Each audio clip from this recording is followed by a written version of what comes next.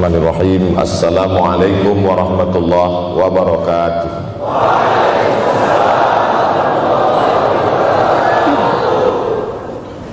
Alhamdulillahi wa kafa wassalatu wassalamu ala al-habibil mustafa wa ala alihi wa ashabihi ahli tuqa wal wafa. Subhanaka la ilma lana illa ma 'allamtana innaka antal alimul hakim. Rabbi shrah li sadri wa yassir li amri wahlul 'uqdatam min lisani yafqahu qawli. Yang sama-sama kita hormati bapak-bapak wakil rektor, tidak dapat saya sebutkan satu persatu, ketua takmir masjid, hadirin hadirat jamaah fardu subuh, bil khusus adik-adik mahasiswa mahasiswi, insyaallah kita semua dimuliakan Allah Subhanahu wa taala.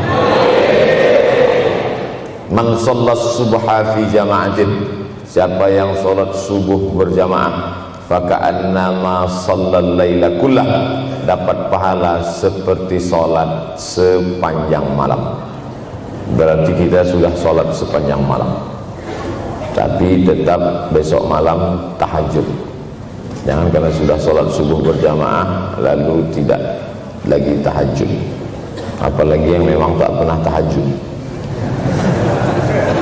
dan ini dijadikan alasan besok kalau ada orang membangunkan dia, bangun sholat tahajud. Man shallas subha fi jama'atin faka'annama shallal laila kullah.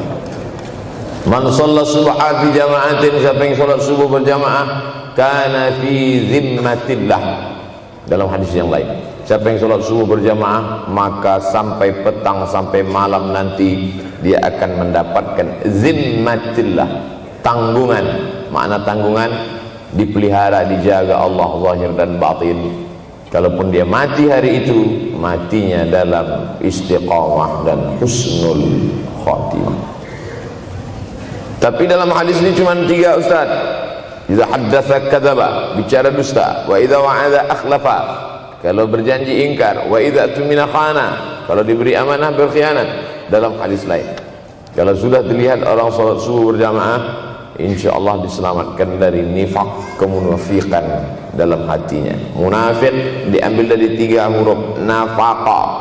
Nafaq, panal, terowongan, 2 pintu, ada pintu masuk, ada pintu keluar, punya 2 wajah, berbeda zahir, berbeda batin. Tapi salah satu tanda adalah pada salat subuh. Mudah-mudahan Allah menyelamatkan kita dari sifat munafik. Makanya perempuan-perempuan kalau mau dapat suami yang selamat dari munafik, inilah dia pasukan salat subuh ini. Selesaikan aja dulu 8 semester.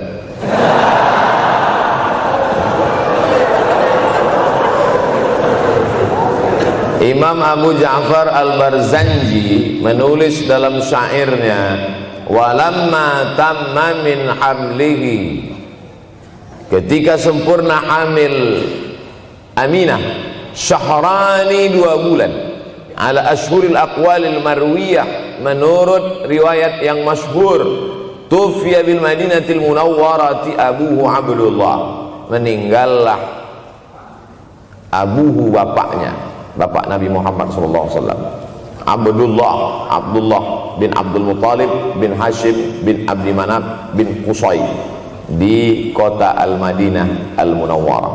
Ketika itu usia Nabi 2 bulan dalam kandungan.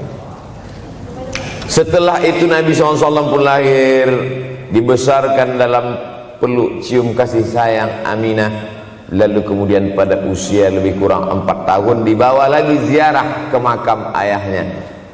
Dan dalam perjalanan pulang dari ziarah itu meninggal pula Aminah. Apa pelajaran yang ingin diambil dari kematian ayah dan ibu Nabi ini? Banyak analisa sesuai dengan ilmu orang masing-masing. Bagi psikolog yang katanya pengaruh akal manusia itu dipengaruhi 4, maka kata mereka manusia ini berpikir itu dipengaruhi oleh pertama ayah, yang kedua ibu, yang ketiga bacaan, yang keempat lingkungan. Maka Allah ingin membersihkan Nabi Muhammad sallallahu alaihi wasallam dari 4 ini. Apakah akal Nabi Muhammad itu dipengaruhi oleh ayahnya? Tidak, karena dia tidak sempat bertemu. Apakah Nabi Muhammad SAW itu akalnya dipengaruhi oleh ibunya? Tidak, karena 4 tahun sudah meninggal dunia. Apakah Nabi Muhammad SAW itu dipengaruhi oleh bacaannya? Tidak, karena Nabi tidak bisa membaca. Walladzi ba'atsa fil ummiyina rasulan minhum. Allah yang mengutus dia kepada umat yang ummi, la yaktub wa la yaqra, tak menulis dan tidak membaca. Minhum, dan dia bagian dari mereka, dia juga tidak bisa tulis baca. Apakah Nabi Muhammad SAW itu dipengaruhi oleh lingkungannya? Tidak, karena di lingkungannya zina begitu bebas, tipu muslihat, dan dia tetap dengan jati dirinya bergelar al-amin, orang yang paling amanah menurut para psikolog. Tapi ada analisa lain. Mengapa ayahnya meninggal ketika dia berusia 2 bulan dalam kandungan, dan belum sempat pula dia mendapatkan kasih sayang seorang ibu? Di situ pula dia meninggal dunia, ibunya saat dia berusia 4 tahun. Maka salah satu analisanya adalah Allah ingin menjaga Nabi Muhammad SAW tidak sempat durhaka pada ayah dan ibunya, karena orang yang durhaka tak layak menjadi Rasul utusan Allah Subhanahu wa ta'ala. Makanya sehebat-hebatnya bapak Nabi Ibrahim bernama Azar. Apa kata Azar? Wa idh qala Ibrahimu li abihi Azara. Ingatlah ketika Ibrahim berkata kepada bapaknya Azar, atattakhidhu asnaman alihah. Mengapa engkau menjadikan berhala ini sebagai Tuhan, wahai bapakku Azar? Apa jawab Azar? La illam tantahi, kalau kau tidak berhenti menceramahi saya, la arjumannaka, aku lempar engkau pakai batu. Wahjurni maliya, tinggalkan aku untuk waktu yang sangat lama. Pergi sana, kata Azar. Apa jawab Nabi Ibrahim alaihissalam? Salamun alaika, selamat untukmu wahai ayahku Azar. Aku akan memohonkan astaghfirulaka rabbi, memohonkan ampun kepada Allah dosa-dosamu supaya diampunkan Allah. Innahu kana bi hafiyya, sesungguhnya Allah amat sangat sayang dan mengabulkan doa-doa. Nabi Ibrahim sempat bertemu dan tidak melawan. Tapi Nabi Muhammad SAW beda dengan Nabi Ibrahim. Allah buat Ibrahim tidak melawan, tapi ayahnya menjadi durhaka kepada anak. Sedangkan Nabi Muhammad SAW dua-dua dan dijaga Allah Subhanahu wa ta'ala. Nabi Muhammad dijaga sehingga tidak sempat durhaka kepada Abdullah dan Aminah, dan Allah pula menjaga Abdullah, menjaga Aminah, sehingga tidak sempat menyakiti manusia yang paling mulia, Nabi besar Muhammad sallallahu alaihi wasallam. Saya tidak memilah-milih nabi-nabi, karena kita memang tidak boleh la nufarriqu baina ahadim mir rusulih. Kita tidak boleh membeda-bedakan antara satu nabi dengan nabi yang lain. Lalu yang membedakan itu siapa? Allah Subhanahu wa ta'ala. Dari cara panggilnya saja berbeda. Kalau Nabi Adam dipanggil Allah, ya Adam uskun anta wa zawjukal jannah. Nabi Yahya dipanggil Allah, ya Yahya khudhil kitaba biquwwah. Nabi Isa dipanggil Allah, ya Isa inni istafaituka 'alan nas. Tapi Nabi Muhammad SAW, Allah tidak pernah manggil dia ya Muhammad.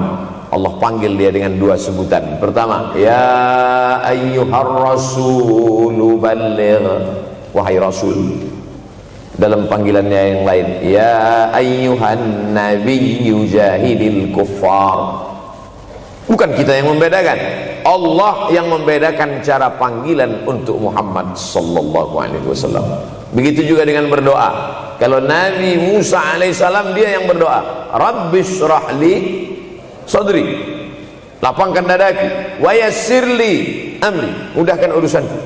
Tapi Nabi Muhammad tidak berdoa, Allah langsung memberi. Apa kata Allah? Alam nashrah laka sadrak. Apakah belum kulapangkan dadamu? Wa rafa'na laka dzikrak, kami angkat beban. Alladzi anqadha dhahrak, yang membebani pundakmu. Belum dia berdoa, sudah dikabulkan Allah, karena janji Allah kepada dia, wala saufa yu'tika rabbuka fatarda, apapun yang kau mau akan kuberi. Salah satu penyebab Allah memberi apa yang dimau sebelum meminta adalah kalau tidak pernah durhaka kepada orang tua. Oleh sebab itu judul yang diberikan kepada saya, Ustaz Abdul Somad, nanti tablik akbar di kampus Universitas Ahmad Dahlan, apa temanya? Biasanya saya diberikan tema untuk anak-anak muda meraih masa depan bebas narkoba dan pacaran. Apa temanya untuk anak-anak muda? Bagaimana pokoknya. Tapi di Universitas Ahmad Dahlan saya diberi tema. Apa temanya? Birrul walidain. Masya Allah. Saya bilang alhamdulillah, untung saya nggak dikasih tema birruz zaujatain. Artinya apa? Sehebat apapun prestasi akademikmu, kalau sampai tidak memuliakan orang tua, hampa di hadapan Allah Subhanahu wa ta'ala. Ada seorang laki-laki, kata Nabi, kalau nanti dia datang kemari minta doa sama dia karena doanya makbul. Sahabat heran, karena sahabat itu definisinya man laqiyan Nabi sallallahu alaihi wasallam wa amana bihi wa mata 'alal Islam. 3 definisi sahabat: orang yang berjumpa dengan Nabi, beriman dengan Nabi, dan matinya dalam keadaan Islam. Maka itu disebut dengan sahabat menurut ilmu hadis. Makanya ketika saya menjelaskan itu ke mahasiswa, Aisyah yang merupakan sahabat Nabi, komplain mahasiswa, mohon maaf Ustaz keliru, Aisyah itu bukan sahabat tapi istrinya. Kita bicara ilmu hadis. Makna sahabat, man laqiyan Nabi, berjumpa dengan Nabi, wa amana bihi, beriman dengan Nabi, wa mata 'alal Islam, mati dalam keadaan Islam. Abu Lahab ketemu dengan Nabi tapi tidak beriman dengan Nabi dan mati dalam keadaan kafir, maka tidak masuk golongan sahabat. Tapi ini ada seorang laki-laki hidup sezaman dengan Nabi dan Nabi mengenal dia, dan Nabi berpesan nanti kalau dia datang ke kota Madinah minta doa dari mulutnya karena doanya dikabulkan Allah Subhanahu wa ta'ala. Sahabat heran, kami yang hidup bersama engkau, kami yang berperang bersama engkau, kami yang sholat di Masjid Nabawi bersama engkau, kenapa doa dia lebih makbul daripada kami? Malah kami meminta doa dari mulut dia. Tapi tidak boleh membantah dan melawan Nabi. Pokoknya nanti kalau dia datang kemari minta doa kepada dia. Setelah Nabi Muhammad SAW meninggal dunia, laki-laki itu pun sampai ke kota Madinah, berjumpa dengan sahabat. Sesuai dengan yang dijanjikan Nabi, mereka pun meminta doa kepada dia. Namanya Uwais Al-Qarni. Makanya Uwais Al-Qarni tidak ada masuk dalam buku biografi sahabat. Kalau mau mencari biografi sahabat Nabi, buka kitab namanya Al-Isabah fi Tamyizis Sahabah, atau baca juga Usudul Ghabah fi Ma'rifatis Sahabah, atau baca juga Al-Isti'ab fi Ma'rifatil Ashab. Itu memang buku biografi isinya sahabat Nabi semua.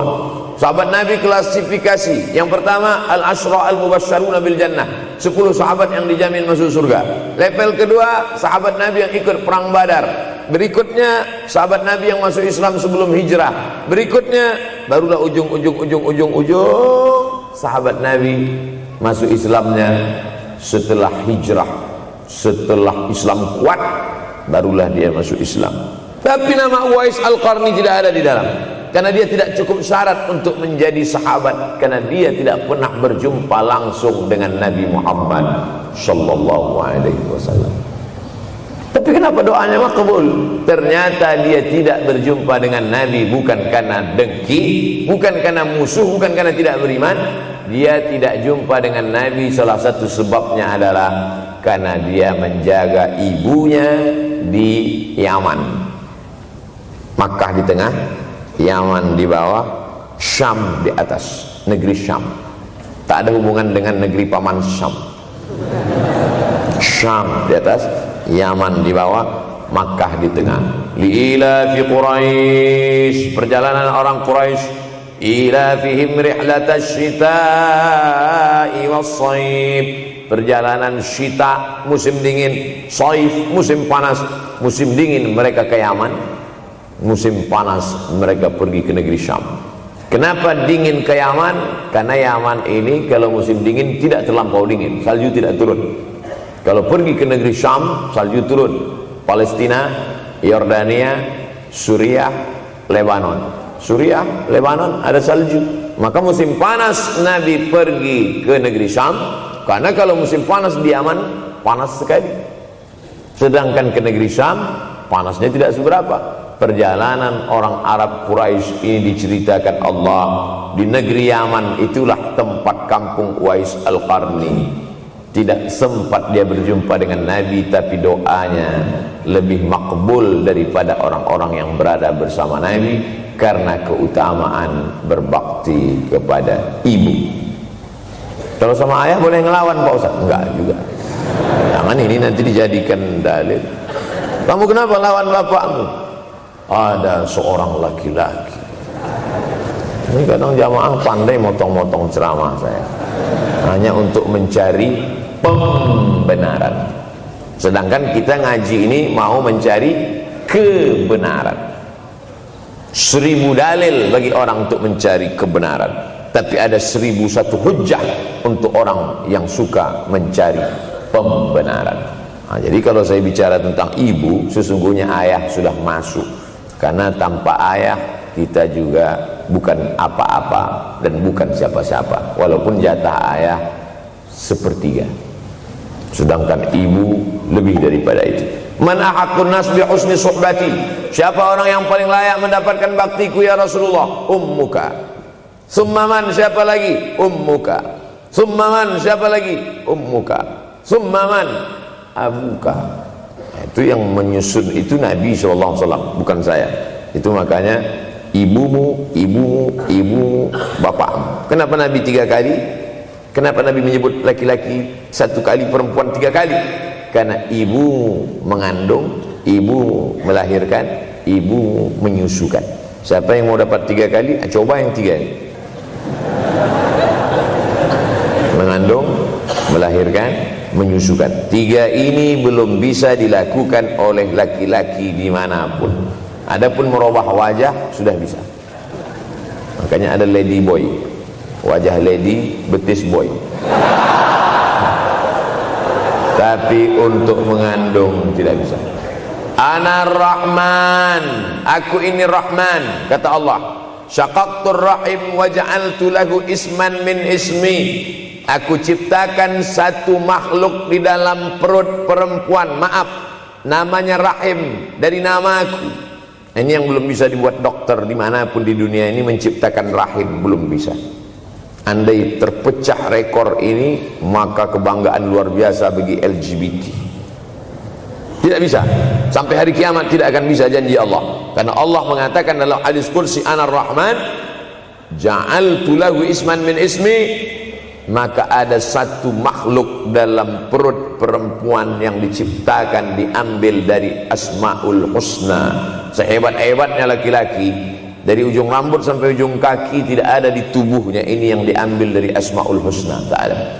Bahwa namanya dari Asmaul Husna ada, Abdus Somad. Tapi ada makhluk di badannya diambil dari Asmaul Husna, itu hanya ada pada perempuan. Oleh sebab itu perempuan luar biasa. Makanya kampus Universitas Ahmad Dahlan memuliakan perempuan. Mana perempuan? Di atas letaknya. Makanya saya tidak terlalu berani mendongak ke atas. Begitu hebatnya perempuan. Perempuan adalah ibumu, perempuan adalah istrimu, perempuan adalah anakmu, perempuan adalah adikmu. Maka saat engkau memuliakan perempuan, engkau sedang memuliakan 4 aspek dari kehidupan.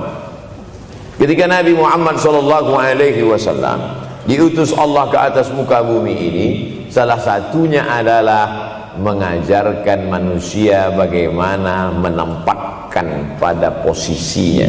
Posisi dia adalah tempat kita menumpang.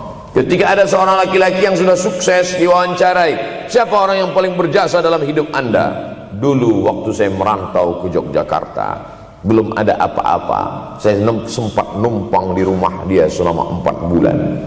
Kata seorang artis dalam sebuah wawancara, Begitu bangganya dia berkata, itulah orang paling berjasa kepada saya karena saya sempat numpang di rumahnya 4 bulan. Tapi ada yang dia lupa, bukan rumahnya yang kau tumpang, bukan ruang tamunya yang kau diami, sempat numpang di perutnya 9 bulan 10 hari. Tak pernah kau sebut. Angkat tangan yang tidak menumpang di rahim, langsung dari planet Mars langsung kemari. Enggak ada. Mr. Bean yang kita semua sehebat apapun pernah menumpang di perutnya.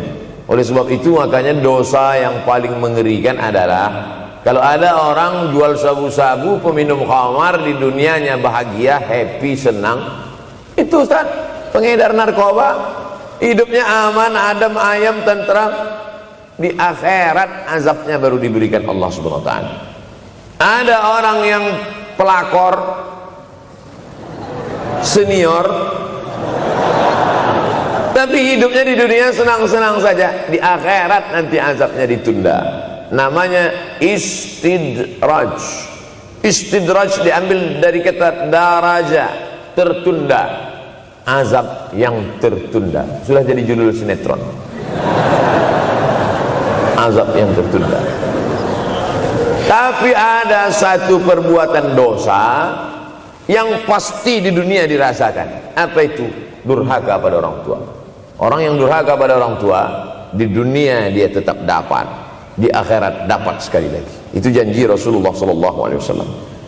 Lama hidup banyak dirasa, jauh berjalan banyak dilihat, lama jadi ustadz banyak yang curhat. Maka tidak 1 2 itu saya lihat dalam kehidupan. Hebat, rezeki banyak melimpah ruah, tapi jauh dari kebahagiaan. Apa sebab? Janji Rasulullah SAW. Orang yang durhaka pada orang tua di dunia sudah dapat, di akhirat dapat lagi. Dapat. Di mana letak keadilan Allah? Kenapa di dunia sudah dapat, di akhirat dapat lagi? Yang di dunia itu baru DP-nya, di akhirat baru kau rasakan cash. Oleh sebab itu jangan pernah melawan pada orang tua. Jangan pernah melawan. Apapun kata dia, jurus menghadapi orang tua ini tidak banyak, 3 saja. Kalau dia marah-marah, kalau dia cerewet, kalau dia ngamuk-ngamuk, pertama diam. Pulang kampung marah aja.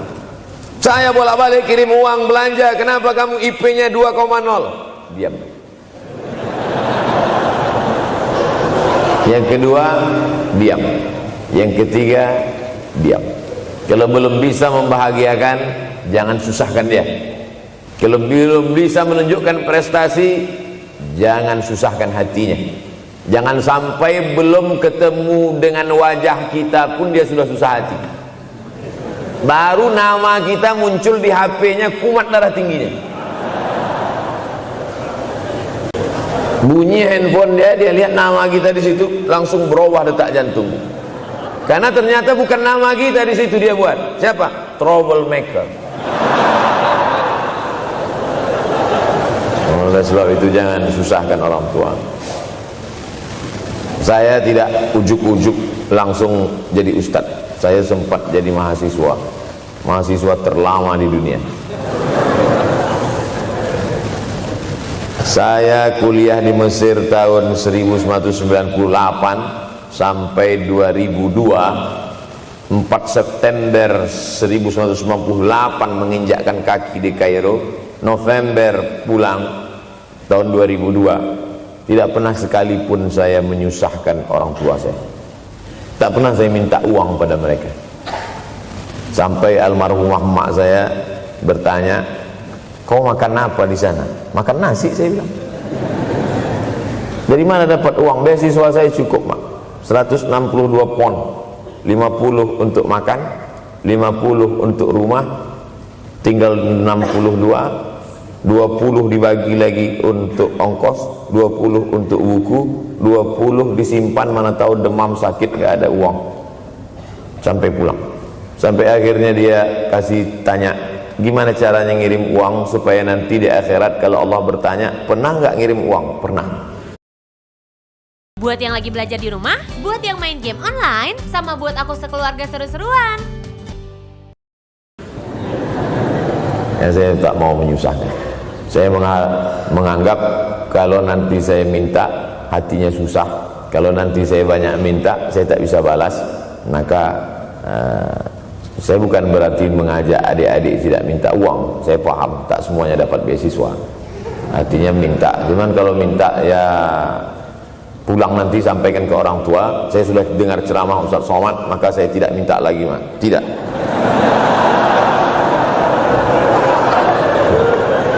Tapi tolong dirapel setahun sekali aja. Kalau mau merasakan bagaimana sayang mereka, coba hilangkan sayangnya itu agak 1 bulan, 2 bulan, 3 bulan, itu baru terasa. Karena sifat manusia ini kalau sudah tidak ada baru terasa. Judul lagu Roma. Kalau dia masih ada di depan mata kita, masih dekat dengan kita, kita merasa dia biasa-biasa saja. Tapi kalau dia sudah tidak lagi ada, itu barulah. Oleh sebab itu coba kalau mau merasakan, kasih tahu dia, papa, mama, untuk biaya kuliah saya 1 semester ini tolong jangan kasih dulu. Saya mau jual koran dulu, saya mau kerja di Dorsmer dulu, saya mau kerja loper dulu, saya mau susah-susah dulu.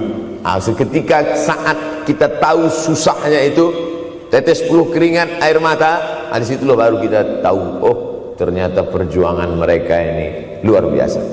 Saya tidak bicara ceramah saja, tapi dalam kehidupan saya pribadi dulu saya laksanakan, saya pernah buat, saya pernah kerjakan. Tapi tidak saya rencanakan itu, saya harus begini, tidak. Memang bagian dari takdir hidup. Mungkin tidak minta uang itu karena jauh ke Mesir. Kalau seandainya dekat, sering juga minta. Memang dikondisikan saya untuk terbang jauh ke Mesir, lalu kemudian setelah jauh itu tidak meminta, tapi kemudian setelah pulang berjumpa, sempat bersama orang tua. Bulan Maret 2019 kemarin baru meninggal dunia ketika saya sedang ceramah di Madura, Pulau Madura, diundang oleh sahabat saya, kakak kelas di Mesir dulu, Dr. Fauzi Tijani. Dan pagi itu rencananya mau ziarah ke makam Kiai Khalil di Pulau Madura. Begitu mau ziarah langsung dapat SMS, segera pulang karena orang tua meninggal dunia. Akhirnya saya langsung ke airport Surabaya dan langsung pulang. Sebelum malam sudah tiba pemakaman. Artinya apa? Penyesalan panjang, kenapa tidak mencium tangan orang tua, kenapa tidak. Karena saya pikir masih lama ya. Ini satu kekeliruan. Di mana-mana selalu saya sampaikan, jangan pernah berpikir usianya masih lama walaupun dia sehat. Karena sehat walafiat, tidak ada kurang satu apapun. Masih lama. Ternyata apa yang terjadi? Berangkat hari Sabtu, hari Ahad tausiah, hari Senin pagi, tanpa sebab, tanpa penyakit. Oleh sebab itu kalau masih hidup orang tuamu di rumah, pulang. Tapi jangan ini jadikan alasan. Besok nggak masuk kelas, kemana? Pulang semua.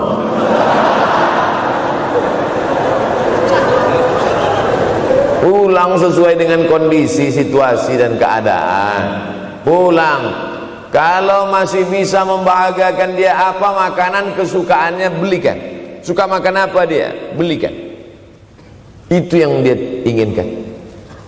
Andai kita gendong dia dari Yogyakarta berangkat ke kota Makkah, sampai di Makkah tawaf 7 putaran, dari Sofa ke Marwah, pulang lagi ke Jogja, belum tentu dapat membayar sekali teriakan dia saat mengeluarkan kita ke alam dunia. Jadi banyak orang terlalu membanggakan. Saya sudah banggakan dia Pak Ustaz, saya sudah bayarkan ONH-nya. Berapa? Baru DP-nya. Sudah merasa berbakti kepada orang tua? Belum. Makanya digunakan kata birrul walidain. Kenapa Allah tidak menggunakan kata husnul walidain? Hasan baik, jayyid baik, thayyib baik, khair baik. Tapi yang dipakai birrul walidain. Hanya satu-satunya kata untuk orang tua dipakai birrul walidain, karena kata birru adalah sifat Allah Subhanahu wa taala. Makanya di antara Asmaul Husna ada Al-Barrut Tawwab, Allah yang punya sifat itu. Maka kita diharapkan berakhlak seperti akhlak Allah Subhanahu wa taala. Addabani Rabbi fa ahsana ta'dibi, Allah mendidik aku menjadi beradab sehingga adabku penuh. Allah Subhanahu wa taala tidak ada puji Nabi Muhammad SAW. Hai Muhammad yang salat tahajudnya sampai kakinya bengkak, hai Muhammad yang hajinya tidak ada. Apa kata pujian Allah untuk Nabi Muhammad SAW?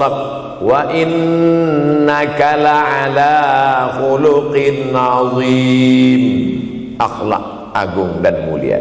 Oleh sebab itu tak ada gunanya prestasi S1, S2, S3, postdoktoral, profesor kalau tidak berbakti kepada orang tua. Makanya orang tua itu levelnya langsung setelah Allah. Wa qadha rabbuka alla ta'budu illa iyyah, langsung wa bil walidaini ihsana, ihsan. Lihat lagi penggunaan kata ihsan dalam hadis Nabi. Jibril alaihissalam datang, rambutnya tidak berdebu, bajunya sangat putih bersih, tapi tidak ada orang yang kenal.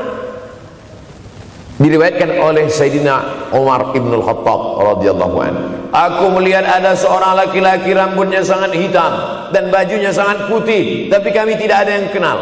Ini tiga indikasi ini menunjukkan kebingungan. Kalau ada orang rambutnya sangat hitam dan kita kenal, berarti dia memang orang situ, memang tinggalnya di situ.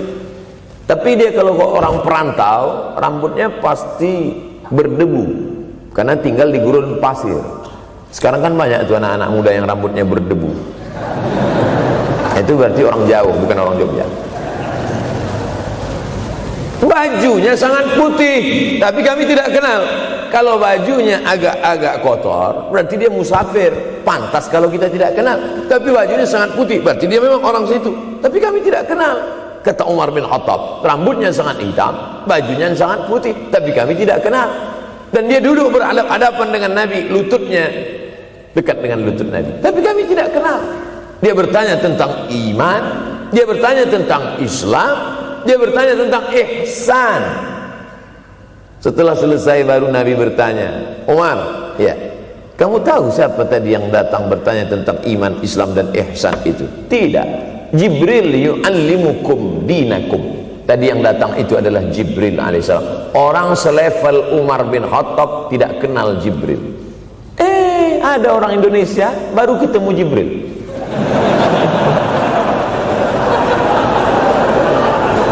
Umar bin Khattab kalau lewat di suatu jalan, kalau Umar bin Khattab lewat jalan Sudirman, maka setan lari ke jalan lain. Ini ada orang satu perjalanan sama setan, ngaku kenal dengan Jibril alaihissalam. Makanya kalau baca hadis, satu hadis tapi analisa dari hadis itu banyak sekali. Umar tidak kenal dengan Jibril kecuali setelah Nabi Muhammad SAW yang bercerita mengenalkan. Dari mana Nabi tahu? Nabi dapat wahyu dari Allah Subhanahu wa ta'ala. Tapi ada analisa lain. Apa maknanya? Allah menggunakan kata ihsan untuk orang tua, Nabi menggunakan kata ihsan untuk Allah. Ihsan untuk Allah, anta'budallaha ka'annaka tarah, kau sembah Allah seakan-akan engkau melihat dia. Fa illam takun tarah, kalau kau tidak bisa melihat dia, fa innahu yarak, sesungguhnya dia yang selalu melihatmu. Tidak pernah putus ihsan. Ihsan Allah kepada kita tidak pernah putus, pengawasan Allah. Bagaimana ihsan kita kepada orang tua? Tak pernah putus bakti walaupun dia sudah meninggal dunia. Makanya kita tetap membaca walaupun dia sudah masuk liang lahat, jam 2 malam bangun, Rabbil firli wali walidayya warhamhuma kama rabbayani shaghira. Ada seorang sahabat Nabi namanya Sa'ad. Sa'ad sudah jadi bahasa Indonesia. Banyak juga orang Indonesia laki-laki sifat Sa'ad. Orangnya Sa'id, artinya bahagia. Sa'adah, kebahagiaan. Jenenge sapa? Sa'adah. Itu dari bahasa Arab. Sa'adatun, bahagia. Datanglah seorang laki-laki bernama Sa'ad menjumpai Nabi sallallahu alaihi wasallam, "Ya Rasulullah, wahai Rasulullah, ummi matat, ibu saya sudah meninggal dunia. Afa atasaddaqu anha? Kalau saya bersedekah, kira-kira pahalanya sampai apa tidak untuk almarhumah ibu saya?" Kata Nabi, "Tasaddaq, silakan engkau bersedekah." Ayu sadaqatu afdal, sedekah apa yang paling afdal? Saqiyul ma, memberi air minum. Memberi air minum, niatkan untuk almarhum almarhumah, kata Nabi, tasaddaq, silakan sedekah. Langsung tanpa pikir panjang, apa kata Sa'ad? Idzan ahfiru bi'ran, kalau begitu saya gali sumur sekarang juga, sumurnya saya wakafkan dengan niat almarhumah. Oleh sebab itu, yang orang tuanya sudah meninggal dunia, pulang dari sini jangan gali sumur, cukup telepon, "Assalamualaikum, sumur bor." Cari pondok pesantren yang kesulitan air, pergi ke kaki-kaki gunung, orang mencari air, satu jerigen mikul 5 kilometer jalan. Di situ tempat minum lembu, kerbau, di situ juga mereka mengambil air. Cari, galikan, mengalir air sumur untuk mereka, mengalir pula sampai ke liang lahatnya. Itu bakti kita.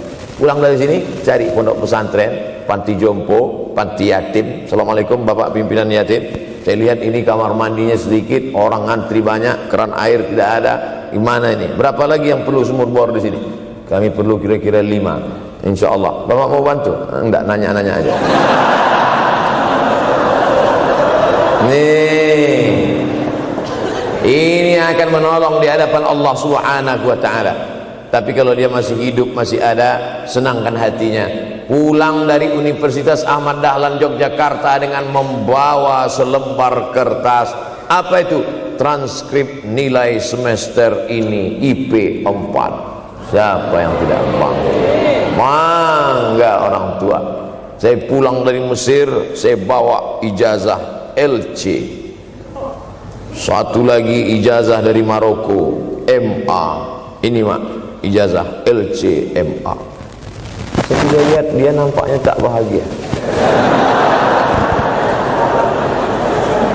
Karena dia dulu waktu saya kecil nyuruh saya, "Kamu mesti doktorandus." Itulah cita-cita ya dia yang tidak sampai. Saya mesti doktorandus. Di mana mau mencari titel doktorandus sekarang? LCMA. Saya bilang, "Mak, ini LCMA ini lebih hebat dari doktorandus."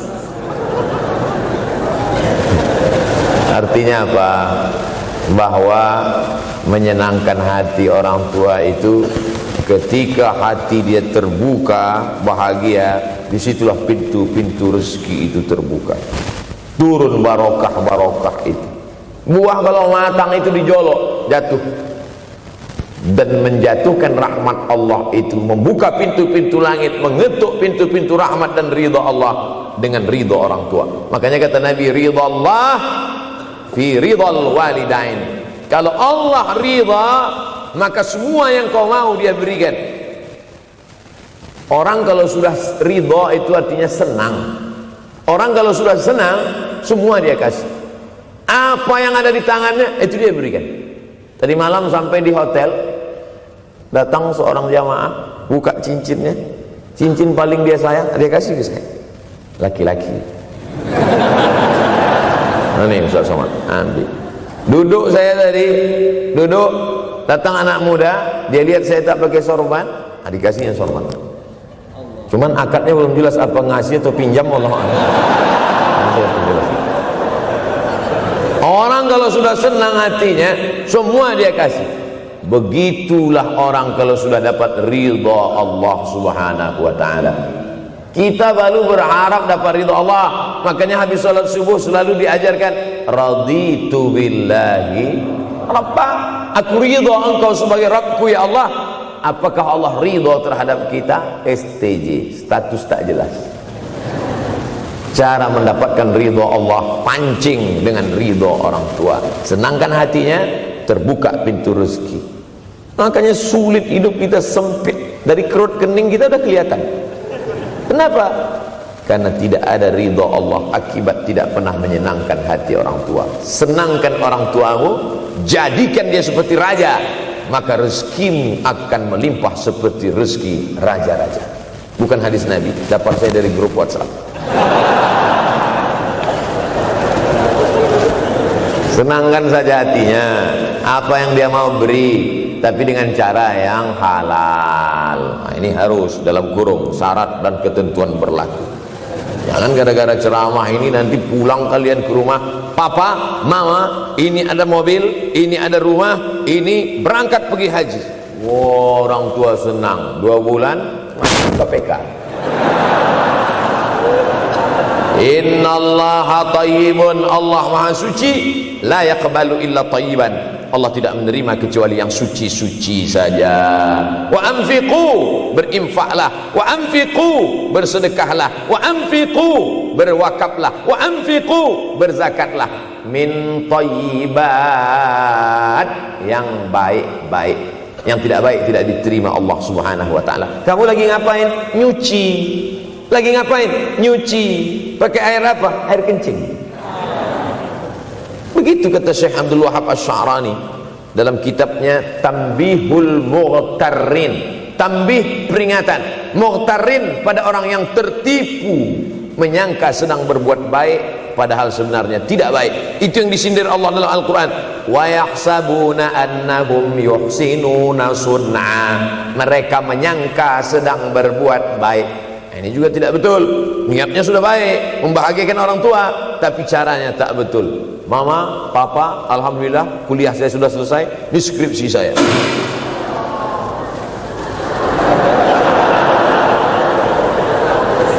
Masya Allah. Bayangkan kalau kiamat tiba-tiba terjadi. Begitulah agaknya terkejutnya kita. Kiamat terjadi tapi belum sempat berbakti kepada orang tua. Dosa belum sempat meminta maaf.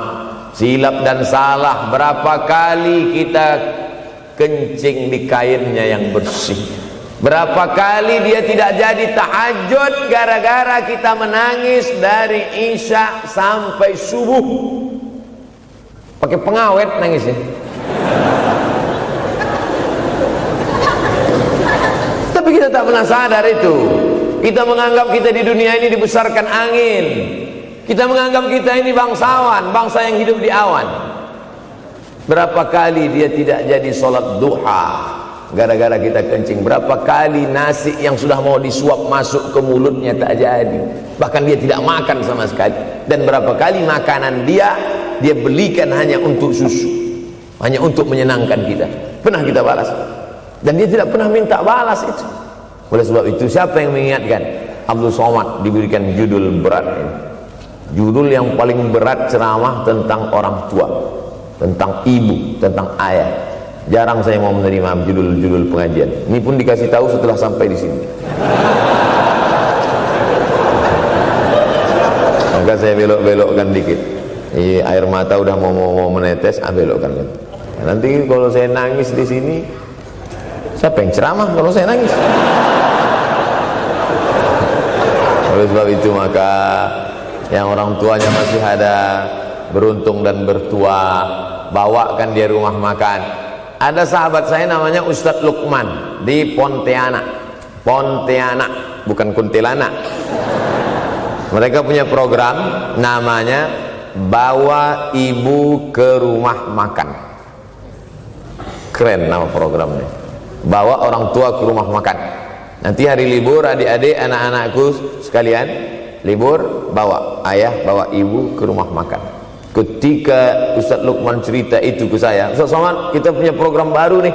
Apa nama programnya Ustadz? Bawa ibu ke rumah makan.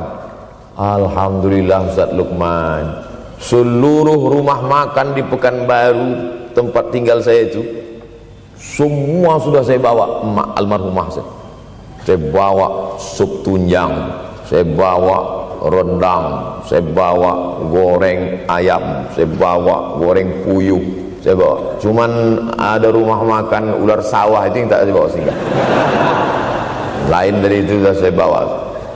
Tak ada penyesalan dalam hati. Senangkan hatinya. Apa pakaian yang dia suka? Orang tua itu tidak minta yang besar, asal ada saja. Pulang dari Yogyakarta sampai ke rumah, ini tadi ada nampak sedikit tanda terkenang, kalau banyak makan sendiri. Ketika dia senang melihat itu, bahagia hatinya, nampak senyum di tepi bibirnya, pada saat itulah rahmat Allah terbuka, pada saat itulah ridha Allah datang. Mengapa sulit mencari pekerjaan, mengapa payah mencari penghidupan? Salah satu yang mempersempit ridha Allah itu adalah karena tidak berbakti kepada orang tua. Oleh sebab itu maka judul tema yang diberikan birrul walidain, berbakti kepada orang tua, bahagiakan. Ini ada juga ini anak-anak yang sudah sukses ini, papa, mama sudah meninggal, papa jangan risau, silakan terbang ke Yogyakarta, ada adik di sana. Silakan terbang ke Surabaya, ada kakak di sana. Silakan terbang ke Kuala Lumpur, ada keluarga di sana. Jangan hiraukan. Kata bapaknya, kalian terbangku saja kalian pikirkan. Kemana aku hinggap tak kalian pikirkan.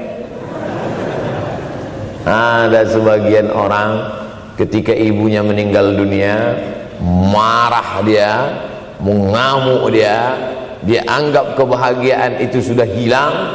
Padahal membahagiakan orang tua dua-dua adalah tanggung jawab kita. Kalau dua-duanya sudah tidak ada Pak Ustadz, masih ada keluarga. Ada keluarga. Al-khalah bimasabatil saudara ibu, kakak ibu, adik ibu, sama seperti ibu. Sambung lagi silaturahim, buat dia senang, buat dia bahagia. Man ahabba yubsatalahu fi rizqihi, siapa yang mau lapang rezekinya, wa yunsa'alahu fi azarihi, dipanjangkan umurnya, falyasil rahimahu, hendaklah dia menyambung tali silaturahim. Saya ceramah di satu kota. Sampai di kota itu saya melihat rumah besar, megah, mewah, seperti istana. Cuman saya segan mau nanya, nggak mungkin saya tanya, Pak, ini hasil dari apa? Saya tengok, saya ngangguk.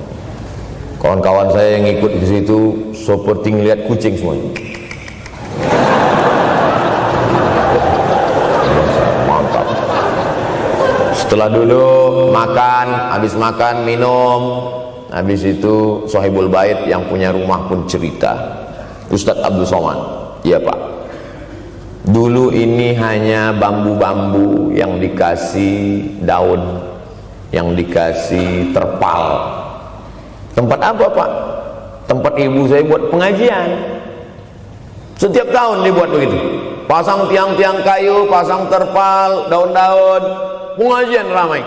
Sampai akhirnya saya berkata, Bu, pengajian kita hentikan saja, stop. Saya tidak sanggup lagi pasang tenda, pasang terpal ini. Tapi akhirnya apa kata ibu saya?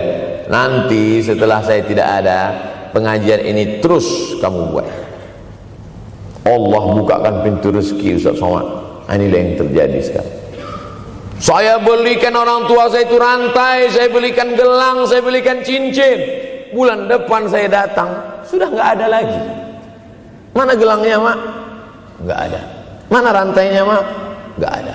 Mana cincinnya? Nggak ada. Kemana? Itu kan emas mahal. Sudah saya jual. Untuk apa?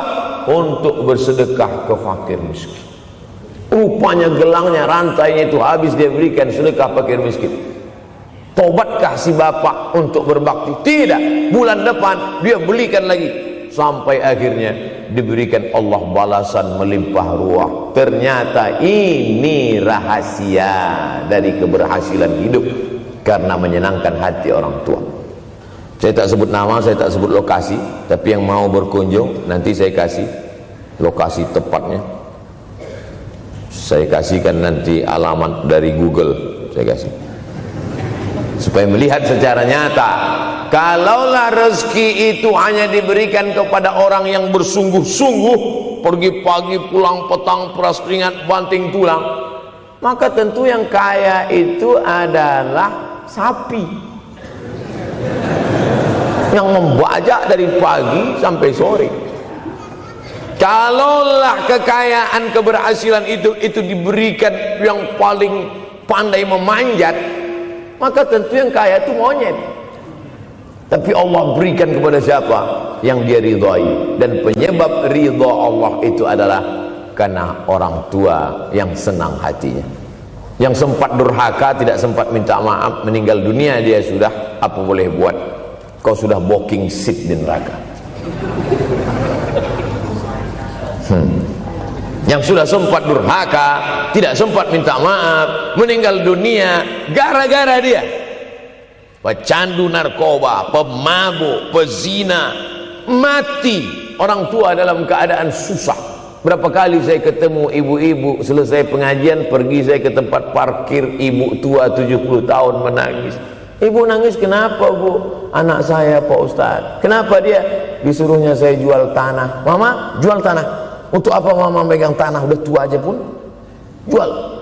Mestinya anak itu yang menyenangkan hatinya di hari tuanya, bukan malah menyuruh jual tanahnya. Jual tanah supaya dia bisa bangun rumah, jual tanah supaya dia bisa menyekolahkan anak-anaknya. Na'udzubillah. Sudahlah tidak membahagiakan, malah menyusahkan.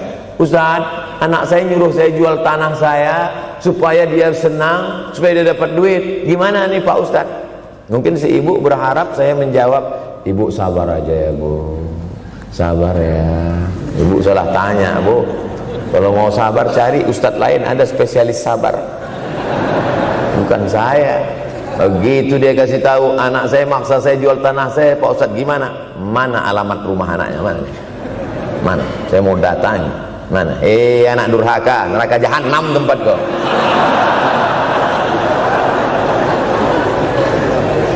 Tak mau dia ngasih alamat. Rupanya dia takut nanti anak saya malah marah sama saya, Pak Ustadz. Saya kasihan. Mudah-mudahan Allah berikan kekuatan pada ibu. Tapi cerita ini bukan satu dua contoh kasus. Ternyata zaman sanggup memperkarakan pengadilan hanya karena sebatang pohon kayu. Atau cuma saya yang dapat berita aja? Adik-adik ada juga dapat kiriman itu? Sanggup memperkarakan sebatang pohon kayu. Padahal kalau kau jual semua kebunmu itu, belum tentu dapat menebus. Datang seorang laki-laki mengadu kepada Nabi Muhammad SAW. Ya Rasulullah, ini bapak saya ini kurang ajar sekali. Bapaknya kurang ajar? Diambilnya harta saya ya Rasulullah. Gimana ini ya Rasulullah? Apa kata Rasulullah SAW? Netizen murah hati nabungin investasi pakai GoPay, cashback sampai 50%. Anta wa maluka li abik. Anta sampai ke tempat kita jadi ente. Anta wa maluka, ente, harta ente, li abik, punya bapakmu. Jangankan hartamu yang di rumah itu, dirimu pun punya bapakmu. Nabi membela, seolah-olah Nabi berkata, apa yang diambil itu belum ada apa-apanya dibandingkan melepuh kulitnya untuk memberikan engkau sesuap makanan yang halalan thayyibah. Orang yang durhaka pada orang tuanya, insya Allah anaknya juga akan durhaka kepada dia. Oleh sebab itu maka jangan pernah durhaka. Kalau sempat durhaka lalu kemudian meninggal dunia dia, Pak Ustadz, sudah meninggal pun tetap masih bisa berbakti. Pertama dengan doa, kedua dengan sodakoh. Kalau kebetulan rezeki banyak sodakoh. Kalau tidak ada rezeki melimpah, doa. Bangun malam, Rabbi firli wali walidayya warhamhuma kama Rabbi firli, ya Tuhanku ampunkan aku, wali walidayya, ibu dan ayahku, warhamhuma, sayangi mereka berdua, kama, sebagaimana Rabbayani shaghira, sebagaimana mereka mendidik aku. Coba kita lihat susunan kalimatnya, seperti ada kekeliruan kalimat. Na'udzubillah, mana mungkin kalimat Allah keliru. Allah ingin menegur kita, sayangi mereka sebagaimana mereka mendidik aku. Mestinya kalimatnya kan tidak begitu, sayangi mereka sebagaimana mereka menyayangi aku. Tapi ternyata sayang belum tentu mendidik, tapi mendidik pasti sayang. Karena bunyi kalimatnya, sebagaimana mereka mendidik aku. Jadi banyak juga anak-anak ini tidak sayang karena salah didik. Disangka sayang itu dengan ngasih motor, disangka sayang itu dengan ngasih gadget, disangka sayang itu dengan ngasih transfer uang yang berlebihan. Belum tentu sayang. Dulu ada insinyur arsitek yang membangun salah satu rumah keluarga saya. Kuliahnya di Jogja. Cerita dia, dulu saya kuliah di Jogja, Ustadz Abdul Somad, insinyur. Terus teman kami sakit di kos-kosan, kami bingung mau nelpon siapa. Akhirnya datang mobil mewah, parkir polisi, tentara, ramai. Barulah kami tahu rupanya dia anak menteri. Jadi sayang orang tua itu bukan mesti dibelikannya apartemen, dibelikannya mobil, belum tentu. Boleh jadi itu justru menjerumuskan anak. Diberikan apartemen, diberikan mobil mewah, habis 2 bulan kena virus HIV AIDS. Tapi kalau dibuatnya kita jauh, saya yakin adik-adik kuliah di Universitas Ahmad Dahlan, ada yang dari timur Indonesia, ada yang dari Sumatera, lalu kemudian di tengah kesendirian, belum makan, uang kos belum bayar, transfer macet, datang setan berbisik, hei, sebetulnya kau anak yatim piatu yang dibuang. Bukan, orang tuamu bukan tidak sayang, dia hanya sedang ingin mendidik supaya engkau menjadi anak yang mandiri. Maka nanti kalau sedang duduk termenung gitu, tiba-tiba datang bisikan, pergilah cari jembatan, terjunlah. Maka saat itu katakan dalam hatimu, lawan, hei setan. Orang tuaku sayang kepadaku, dia hanya ingin supaya aku mandiri. Ada orang tua yang salah didik kepada anak-anak, sampai mengikat tali sepatu pun anak tidak pandai. Baru mau mengikat tali sepatu, sudah diikatkan. Baru mau makan, sudah disuapkan. Akhirnya anak tidak punya keberanian untuk hidup. Harta dia punya, uang dia punya, materi dia ada, satu yang dia tidak punya, tidak ada mental. Tapi anak-anak, adik-adik Universitas Ahmad Dahlan adalah orang yang punya keberanian untuk hidup. Betul? Yang di hadapan saya ini, siapa yang tidak punya keberanian hidup? Ini yang jam 5:30 masih belum hidup lagi. Ada ini tidak punya keberanian untuk hidup, hidupnya terlambat. Tapi mahasiswa Universitas Ahmad Dahlan punya keberanian untuk hidup. Bahkan mungkin dia lebih dulu hidup daripada saya. Lebih dulu bangun dia tadi. Alhamdulillahillazi ahyana ba'da ma amatana wa ilaihin nusyur. Tengok jam. Oh, rupanya masih jam 1, tidur lagi. Saudara yang dimuliakan Allah Subhanahu wa taala.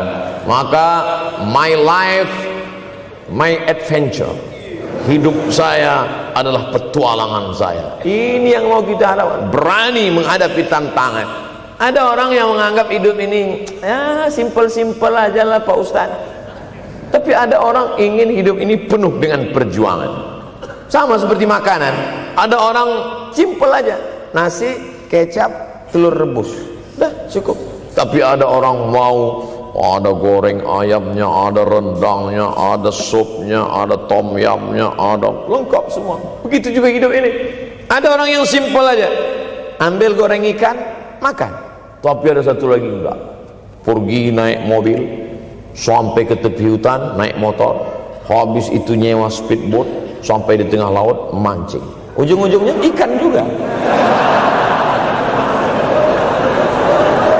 Yang dia nikmati bukan ikannya, tapi yang dia nikmati adalah proses untuk mendapatkan ikannya. Faham? Itu enaknya ngomong sama mahasiswa. Coba kalau yang masyarakat biasa, kita udah capek cerita, selesai ada pertanyaan, Ustadz maksudnya tadi apa ya? Aduh, capek gitu. Saya terus terang kalau ceramah di depan mahasiswa ini bangkit semangat saya lagi. Ini sekarang rasa-rasa umur 24.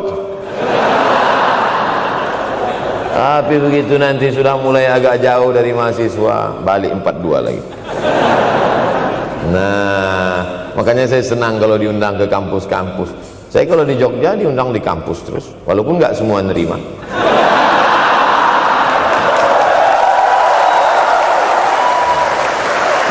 Saudara yang dimuliakan Allah Subhanahu wa taala, maka kita harus sering-sering bersama. Apa ini takbir? Takbir itu ngusir setan. Tadi saya ceramah jam 4:30, sekarang sudah jam 5:30 artinya saya sudah ceramah 70 menit. Ini sudah keluar dari kode etik, karena di mana-mana saya ceramah 60 menit. Kenapa bisa Ustaz Somad ceramah 70 menit di Universitas Ahmad Dahlan ini? Kenapa? Semangat yang membuat kita. Padahal berdiri lagi, tahan, belum sarapan lagi, tahan. Artinya apa? Yang membuat kita kuat itu bukan materi, bukan makanan, tapi semangat. Maka jangan sempat kehilangan semangat, bangkitkan semangat. Semangat terus. Semangatnya apa? Semangat ingin membahagiakan orang tua. Kalau lupa, tulis. Biasanya mahasiswa ini kan suka lupa, tulis di dinding kamar. Semangat bahagiakan calon mertua.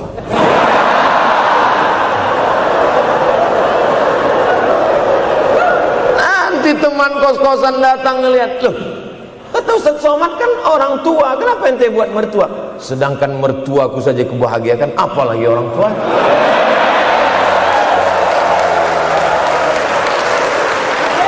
Begitu hebatnya. Cuman kadangnya kita hanya mendapat ini hanya di sinetron-sinetron saja. Real nyatanya di mana? Datanglah ke Universitas Ahmad Dahlan. Jadi hidup ini harus ada target yang mau dicapai. Banyak orang targetnya nggak benar. Saya ingin menjadi orang yang punya kepribadian, Pak Ustadz, rumah pribadi, mobil pribadi. Target bahagiakan orang tua. Gaji pertama kalau kerja nanti umroh. Oh, gitu, Ma. Doakan. Nanti kalau aku kerja, insya Allah gaji pertama nanti memberangkatkan umroh. Syukur-syukur nggak usah diomongkan dulu, kasih surprise, senang. Mama, ayah, ini gaji pertama. Dia buka, tengok 700.000.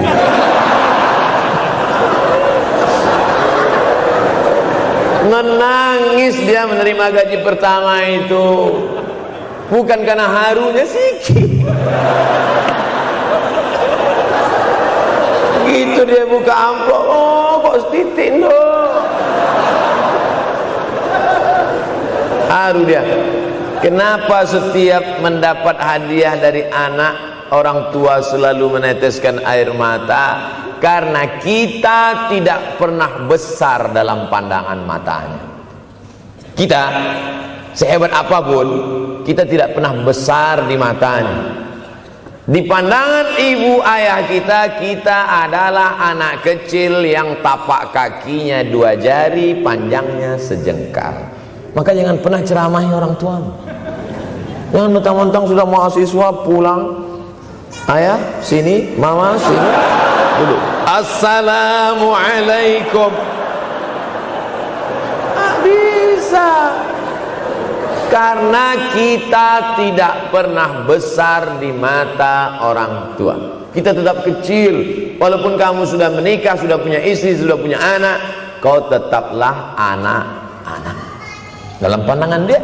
Oleh sebab itu jangan sok besar, jangan sok hebat.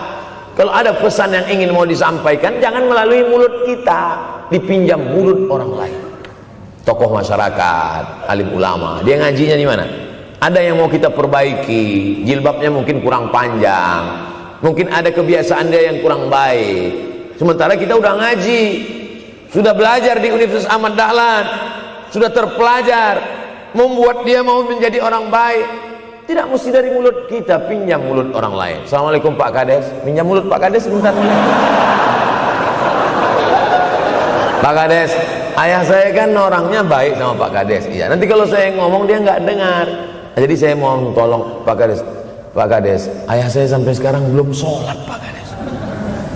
Jadi tolong Pak Kades nasihati dia. Kata Pak Kades, saya juga nggak sholat. Hancur dunia persilatan. Oleh sebab itu senangkan. Ini banyak anak-anak yang udah ngaji, yang sudah aktivis masjid, merasa ingin orang tuanya baik, dia sendiri menceramahi, nggak ketemu, nggak connect dia. Ayah sini, orang yang tidak sholat neraka jahanam tempatnya. Sakit hati, meleleh air matanya. Sekali kau buat air matanya menetes, maka kau akan berenang dalam kesengsaraan. Jangan pernah buat dia menangis. Kalau dia nangis haru Pak Ustadz, nggak apa-apa. Cuman kita kan sulit membedakan mana air mata haru, mana air mata sedih. Sama-sama bentuknya air mata. Makanya ada ungkapan jangan menangis air mata buaya. Kenapa selalu kalau disebut air mata buaya? Karena memang buaya menangis bukan karena sedih, tapi karena kekenyangan.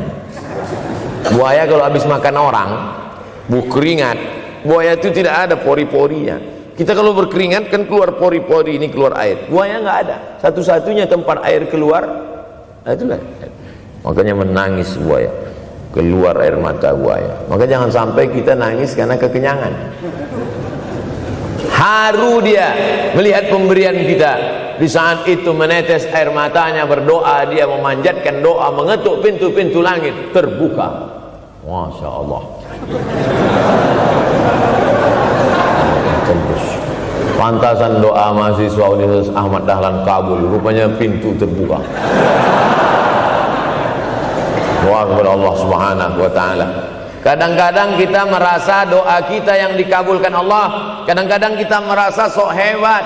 Setelah dia meninggal dunia, barulah kita sadar rupanya selama ini kita hanya menumpang doa. Numpang, bukan doa kita yang dikabulkan Allah ternyata, tapi doa dia. Tapi dia tidak pernah cerita itu, dia nggak pernah ngomong. Apa pernah dia panggil kita, sini sebentar, aku sudah capek doain itu. Pernah dia bilang itu. Dia cukup mengadu tengah malam, ya Allah, anakku ini jadikan dia berhasil kuliahnya, ya Allah. Sudah hampir 14 semester nggak selesai-selesai. Dia mengadu kepada Allah Subhanahu wa taala. Ma, aku susah ini sekarang. Susah kenapa? Skripsiku ditolak terus. Pembimbing kemarin itu mempersulit terus. Berdoa dia tengah malam, ya Allah, lapangkan hati pembimbing itu supaya anakku cepat, ya Allah. Kalau enggak, matikan dia, ya Allah. Kabul, 2 hari setelah itu meninggal. Tapi kita tidak bisa request. Oleh sebab itu maka banyak-banyak dekatkan kepada orang tua, senangkan. Saya ceramah di Malaysia, dibawa jamaah ke mall.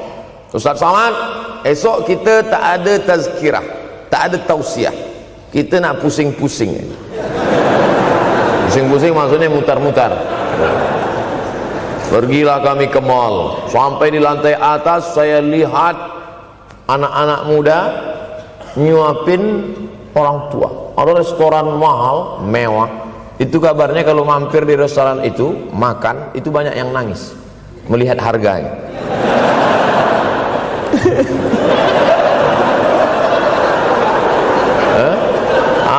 Ada saya lihat anak-anak muda yang ganteng-ganteng, perempuan yang cantik-cantik menyuap orang tua. Orang tua yang sudah tak berambut, sudah perempuan tak berambut lagi, rontok saking tuanya, kulit sudah keriput. Duduk, didorong pakai kursi roda, dibawa ke mall, sampai di situ diberikan restoran tercanggih, termahal, dia sendiri yang menyuapkan makanan. Ternyata bagi saudara-saudara kita Tionghoa, salah satu mengundang berkah menyenangkan orang tua. Itu keyakinan mereka. Kok kenapa yang dikasih makan? Ya oke lah.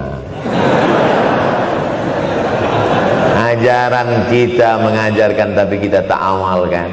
Ketika tetangga, kawan, sahabat kita mengamalkan, rezekinya melimpah, baru kita heran. Dia kok kaya ya? Iyalah, dia kan punya tuyul. Tuyul mana bisa bawa duit banyak? Nih keberkahan. Oleh sebab itu Jangan cuma sekedar ngaji-ngaji aja. Pulang dari sini, kalau memang tinggal di Yogyakarta atau di luar nanti pas liburan, sisihkan uang, bawa dia ke mall, bawa dia ke restoran, senangkan hatinya, bawa dia jalan-jalan. Cuman tetap juga yang logis. Kalau dia udah tua, janganlah dikasih kacang goreng. Sesuaikanlah, agar-agar kasih. Enggak perlu dikunyah. Kiri kanan gol, kiri kanan gol. Orang tua bawa kasih kacang, menyiksa itu. Saudaraku yang dimuliakan Allah Subhanahu wa taala, kenikmatan yang terbesar adalah ketika orang tua masih ada bersama kita.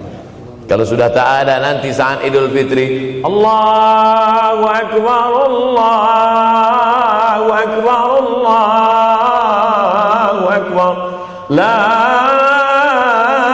ilaha, barulah menetes air mata. Mama. Saya kalau sudah menengok orang menangis terlalu berlebihan mengenang orang tua, ini pasti ada, kalau bahasa kampung kami, something wrong. Ini pasti ada sesuatu ini. Karena orang kalau sudah habis tumpah, dia tidak akan menetes lagi. Tumpahkan kasih sayangmu itu sampai habis ludes, dia tidak akan menetes lagi. Tak ada penyesalan, karena semua sudah kita berikan. Kalaupun menangis hanya tetesan kasih sayang. Tapi kalau sampai mencakar dinding, mama, ini pasti. Saya kalau ada orang yang menyesal sampai mencakar dinding, mau saya antukkan aja kepala yang gede. Dulu waktu hidup kenapa enggak opti? Sekarang udah mati baru kau menangis kan? Senanda. Nah, tapi tentu sesuai kemampuan kita, karena kata Allah, la yukallifullahu nafsan illa wus'aha. Allah tidak membebani orang lebih dari semestinya. Ustaz ceramah sampai jam berapa ini? Sampai jam 6 insyaallah. Saya mau lengkapkan. Jam kita sama tuh. Oh, sama. Jam 6. Jam 6 maka saya ceramah 90 menit nanti di Universitas Ahmad Dahlan.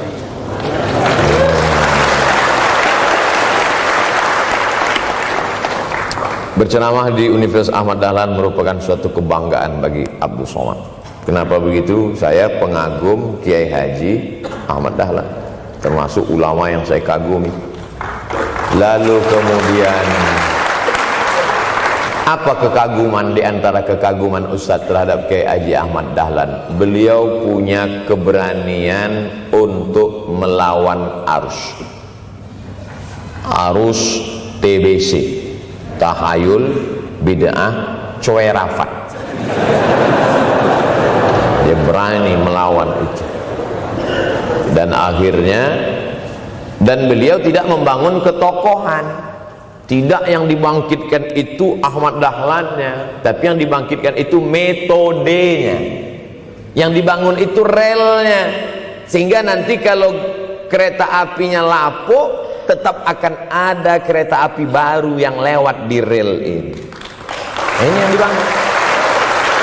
Dan akhirnya sampai hari ini saya sedang berada di hadapan kereta api yang baru. Ada Thomas.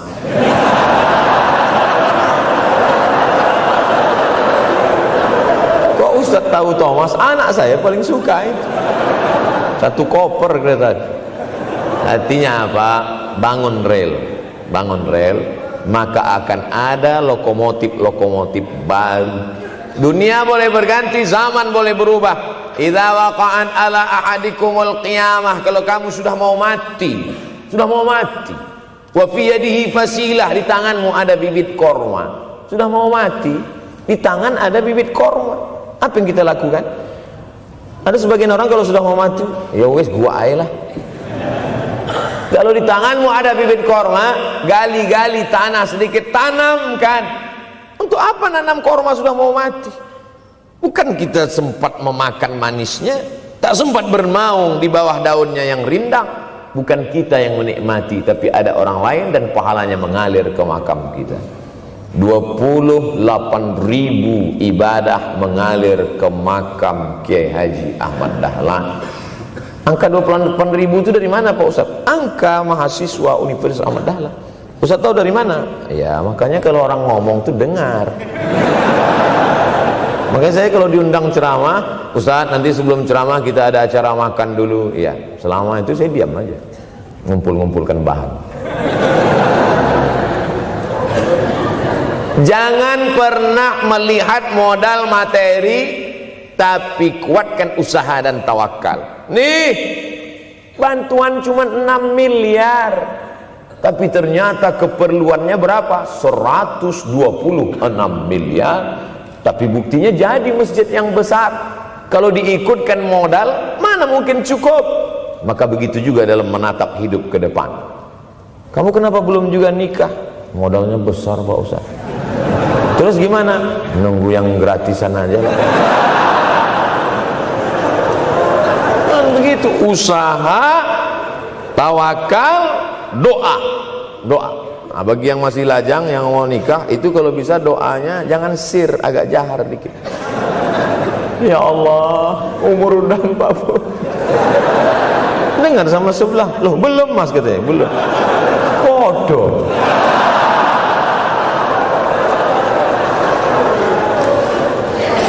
Kira-kira rezeki itu Allah yang ngatur atau kita yang ngatur? Allah. Makanya di antara Asmaul Husna Ar-Razzaq, yang maha memberi rezeki. Kalau Allah yang mengatur, mungkinkah Allah menyia-nyiakan kita? Tidak. Cicak di dinding, semua tahu, karena dari kecil kita memang sudah diajari lagu cicak. Cicak, cicak di dinding. Ada nggak pernah yang dinyanyikan lagu kadal? Ada. Kenapa mesti cicak? Coba tanya ibu kita yang dulu nyanyikan. Mama, kenapa cicak mah? Karena kalau buaya terlalu gede nak. Kenapa cicak? Dia sedang mengajarkan kita bagaimana cicak dengan segenap kelemahannya. Cicak itu binatang yang lemah, hidupnya aja sungsang. Kita selalu berlawanan dengan cicak. Yang kata kita di atas, kata cicak di bawah. Tapi makanan cicak luar biasa. Apa makanan cicak? Helikopter, nyamuk. Cicak tidak bisa menggunakan tangannya, karena kalau dia pakai tangannya jatuh. Kadang pakai 4 aja jatuh. Selalu kan kejadian eksiden cicak jatuh. Cicak tidak pernah gunakan tangannya untuk makan, karena dia harus berpegang kuat. Apa yang dia pakai? Lidahnya. Lidahnya dia pakai. Nyamuk yang dia makan. Helikopter. Habis dimakan oleh cicak. Siapa yang paling hebat? Nyamuk. Makanannya darah. Nyamuk masih keluarga Dracula. Tapi Allah SWT mau mengajarkan jangan putus asa, gunakan potensimu, apapun yang terjadi gunakan. Ini sekarang banyak anak-anak muda nih kehilangan semangat. Kalau engkau kehilangan beras masih bisa hidup 3 bulan. Kalau engkau kehilangan air masih bisa hidup 3 hari. Tapi kalau kau kehilangan semangat, kau hanya hidup 3 detik. Tik, tik, tik, mati. Oleh sebab itu jangan sampai kehilangan semangat. Bahasa kitanya putus asa. Sampai dingin tuh lontong. Bukan karena ceramah terlalu lama, bukan. Sampai dingin itu sarapan pagi gara-gara mahasiswa. Ente kenapa? Galau Ustaz. SMS nggak dibalas, telepon nggak diangkat. La ilaha illallah Muhammad Rasulullah. Mahasiswa seganteng ini, sehebat ini, begitu cepat putus asa. Saya aja setua ini, sekurus ini masih banyak yang mau. Lihat tuh komen-komen di Instagram, baca tuh komen-komen di YouTube. Ustadz, jadikan aku yang kedua ya. Masa kalian anak-anak muda gagah perkasa, bangkitkan semangatmu, takbir. Banyak yang belum ketemu jodoh. Saudara yang dimuliakan Allah Subhanahu wa taala, maka bangkitkan semangat. Tapi yang namanya semangat ini tidak bisa bangkit dengan banyak. Kita lihat orang bersemangat, pede di depan orang, pede luar biasa. Dia kok pede sekali? Pakai santai.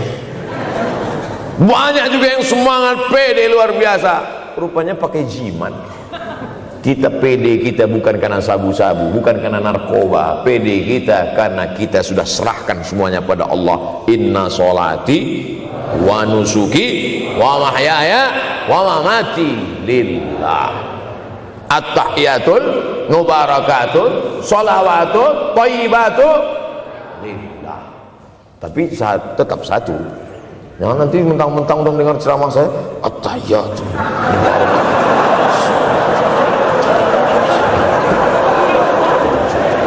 mati saja.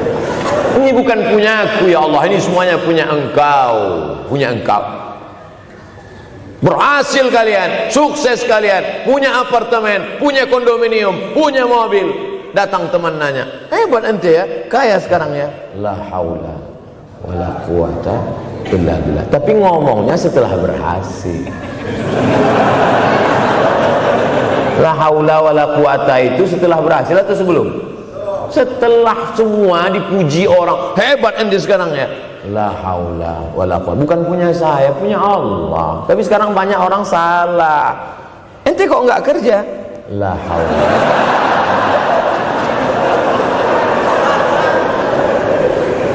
La haula wala quwwata illa billah. Subhanallah, masya Allah, tabarakallah. Menunjukkan manusia lemah, tak punya apa-apa. Dia ingin berkata, ini hanyalah punya Allah. Begitu juga dengan acara ini. Kenapa acara di masjid, kenapa acara di kampus kemarin ramai melimpah ruah?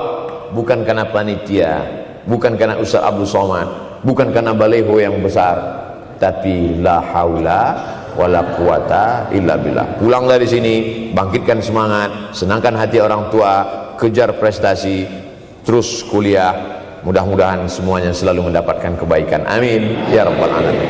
Terima kasih atas segala perhatian. Mohon maaf atas segala kesilapan dan kekhilafan. Abdul Somad, hamba Allah yang fakir, mohon maaf. Berpisah kita di tempat ini, tapi kita tak pernah putus dalam persahabatan, karena kita selalu bersama, jauh di tempat, dekat di doa. Terima kasih. Wassalamualaikum warahmatullahi wabarakatuh.